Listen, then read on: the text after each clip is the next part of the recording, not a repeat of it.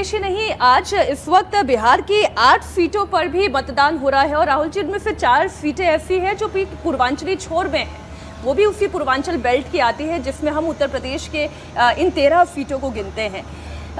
कितना असर वहां पर बीजेपी का, कितना स्ट्रांग होल्ड, क्योंकि ये तो 8 की 8 सीट बीजेपी के खाते में गई थी, एनडीए के खाते में गई थी।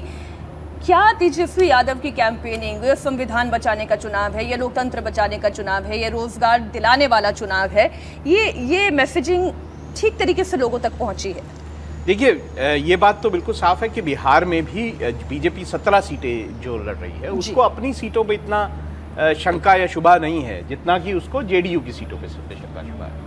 अब इस फेज में भी अगर आप बात कर लेंगे तो एक सीट पाटलिपुत्र की मुझे लगती है जिसमें लालू प्रसाद यादव जी की बेटी जो है वो रामकृपाल यादव रामकृपाल यादव और मीसा भारती जो है वो चुनाव लड़ रही है। वो एक सीट ऐसी हो सकती है जिसको लेकर आप बात कर सकते हैं, वरना आज ज्यादा नुकसान वहां पे जो होगा वो जेडीयू को नुकसान होगा। जेडीयू को वहां पे जो बार बार उन्होंने अपने जो दल बदल किया है या जो पलटी मारी है उसको लेकर कहीं ना कहीं नीतीश कुमार के खिलाफ कहीं ना एक जो है वो शंका पैदा होती है। दूसरी तरफ आरजेडी जो इस तरह से चुनाव लड़ रही है वो बहुत अच्छा, आप उसको डिनाई नहीं कर सकते कि बहुत अच्छा चुनाव लड़ रही है, और जिस तरह से मेहनत की है वहां पे आरजेडी ने वो आपको इन चुनावों में देखने को मिलेगा। और इसीलिए मैं कह रहा हूं कि जेडीयू को वहां पे ज्यादा नुकसान होगा, एलजेपी को नुकसान हो सकता है, लेकिन बीजेपी अपनी जो 17 सीटें है उसी तरह से बना।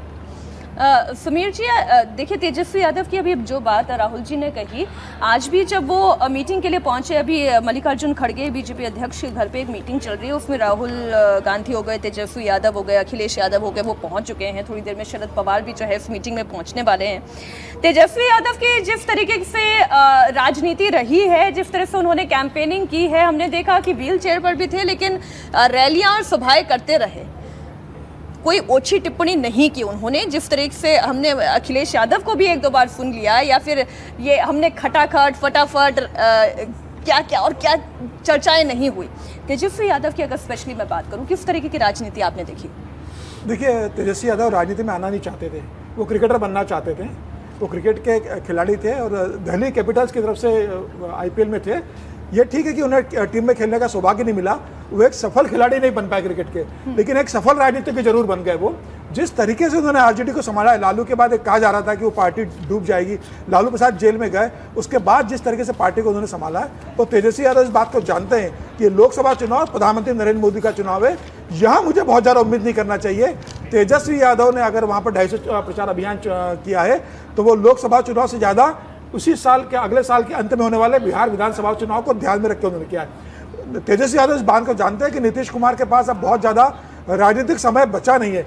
जिस तरह से नीतीश कुमार बार बार पलटी करते रहे और उम्र के जिस दौर में पहुंच गए, अगले बार नीतीश कुमार कह चुके थे कि अगला जो लोकसभा चुनाव होगा 2025 का, विधानसभा चुनाव होगा बिहार का, तब मैं मुख्यमंत्री का दावेदार नहीं रहूंगा। तेजस्वी यादव वही गैप ढूंढ रहे हैं। वो जानते हैं कि ऐसा बड़ा वोट बैंक है जो नीतीश कुमार के साथ जुड़ा हुआ है, उस वोट बैंक में अगर मुझे सेंध लगाना है तो मुझे पूरे बिहार का दौरा करना पड़ेगा।